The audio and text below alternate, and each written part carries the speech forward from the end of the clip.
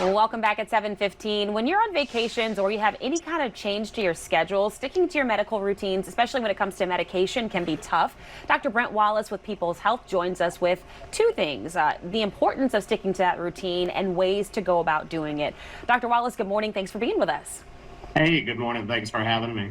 So let's first talk about why sticking to that routine when it comes to medication, no matter what's happening in your life, is very, very important.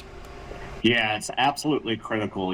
Medication adherence is so important and difficult for some people, but what's so critical is taking the medicines as your doctor prescribed them and as is printed on the bottles that you get, because that's actually the intention of keeping your chronic diseases well controlled. So that's why it's so important. And I know especially important for people with, diabetes and some other ailments that you really, really stick to those routines. But if you're traveling, if you have people visiting you during holidays, during this time of year, maybe you're off from work, so you take a long lunch or you're out doing something different and your routine's a little different, it may be hard to stick to those times when you're supposed to be taking those medications. What are some ways that people can make sure they stick to those timetables, stick to that routine, even when their overall day-to-day routine is changed for whatever reason? Yeah, definitely. Just like anything, we're creatures of habit. And so taking medicines is the same way. As long as your schedule's the same, you're going to do pretty well.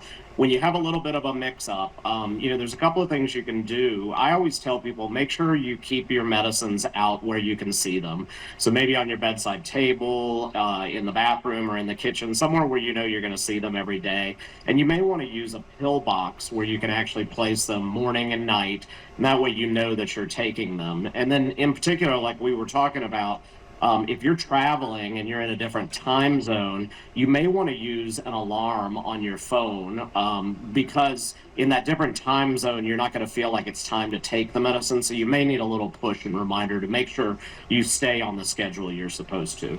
And what about when you're traveling with the medication? What are the ways, or what are some ways to make sure that your medications are being stored properly? Because some of them are temperature controlled as well. Yeah, definitely. Things like insulin, certain types of insulin do require refrigeration. And, if you are going to be flying, they do allow you to bring your medications on board with you.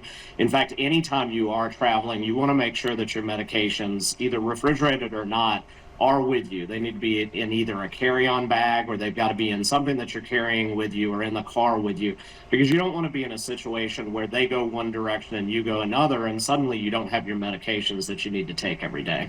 Meaning never check your medication, never put that in a checked bag, always have that immediately on you. In the last few seconds here, any tips you want to give people or any other reminders when it comes to taking that medication while traveling, or just having any kind of changes in their schedules, or anywhere people can go for resources, even a checklist to make sure they're ready if there's a change in their schedule? Yeah, absolutely. Like I said, just to reiterate, getting into a schedule is critical. And again, when that schedule is disrupted, you just want to make sure you've got a way to make sure you've taken your medicines. I really encourage people to use pill boxes. You can actually get apps on your phone as well. There's a lot of information on medication adherence in general at our website. It's peopleshealth.com. So go there and check it out. All right, Dr. Wallis, as always, we appreciate your time. Thank you. Have a great weekend. You too.